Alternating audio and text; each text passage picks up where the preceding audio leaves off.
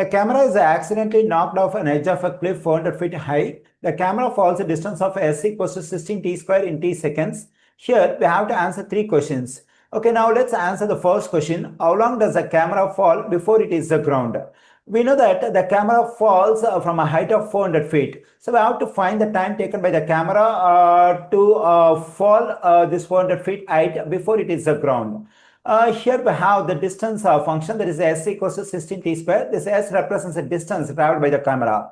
Okay, now to find the time taken by the camera to fall before it hits the ground, we have to plug in this height 400 for s over here, because this is a distance traveled by the camera to fall before it hits the ground. Okay, let me plug in this 400 for s over here. Then we get 400 equals to 16 t square. Now let's solve for t in this equation. Let me divide both sides of the equation by 16. This 16 will cancel out. When I divide 400 by 16, I am getting 25. On the right side, we have t square. Now to solve for t, we have to get rid of this exponent too.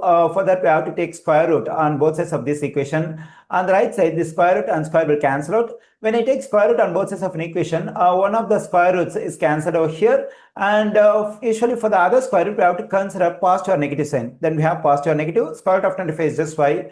On the right side, we have t. Here we get two values for t. One is positive 5 and other one is negative 5. Since this t represents time, it cannot be negative, so we can reject this one.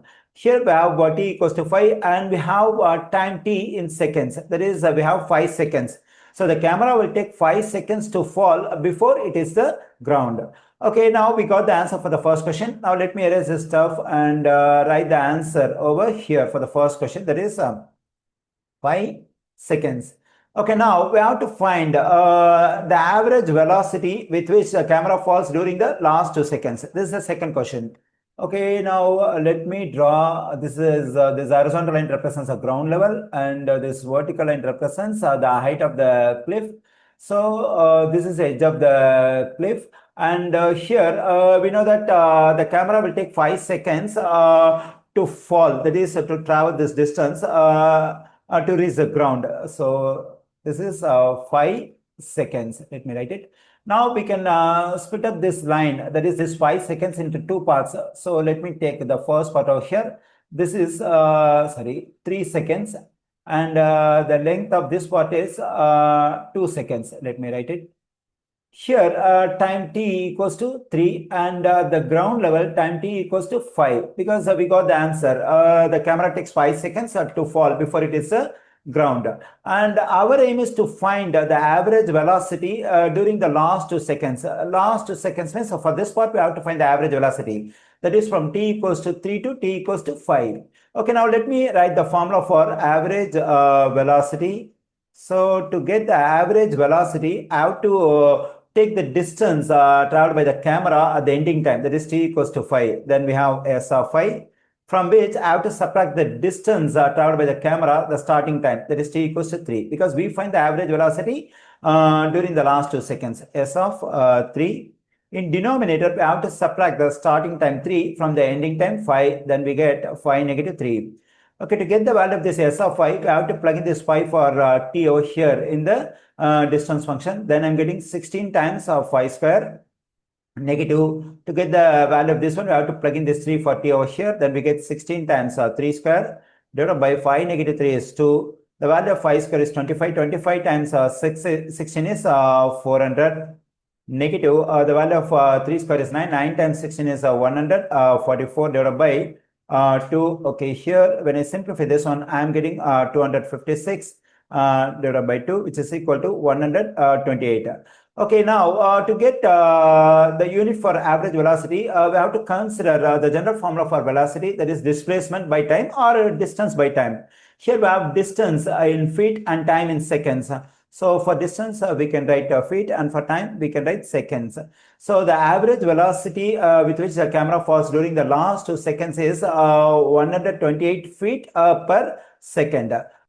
Okay, let me erase this stuff and continue the problem. Let me write answer for the second question over here. That is 128 feet per second. Okay, now let's answer the third question. That is, what is the instantaneous velocity of the camera when it hits the ground? To get instantaneous velocity, what I need to do is I have to find the derivative of the distance function we have over here. We know that s is a function of time in t. So let me take the function over here, s equals to 16 t square. Since s is a function of time t, we have to find derivative of this function with respect to time. When I find derivative of this s with respect to t, I am getting ds over dt. On the right side, this variable t square is multiplied by the constant 16. When I find derivative, if there is a constant multiplied by the variable, I have to keep the constant as it is and find the derivative of this variable. So when I find derivative of this t square with respect to t, I am getting 2t. 16 times 2t is 32t. So this is the instantaneous velocity at any time t. But our aim is to get the instantaneous velocity of the camera when it hits the ground. When it hits the ground, the time is 5 seconds. So we have to plug in 5 for t over here to get the instantaneous velocity of the camera when it hits the ground. Okay, so let me plug in 5 for this t over here. Then I'm getting 32 times 5. 32 times 5 is 160. Since this is the instantaneous velocity, we have to write the same unit again, that is feet per second. So the instantaneous velocity of the camera when it hits the ground is 160 feet per second.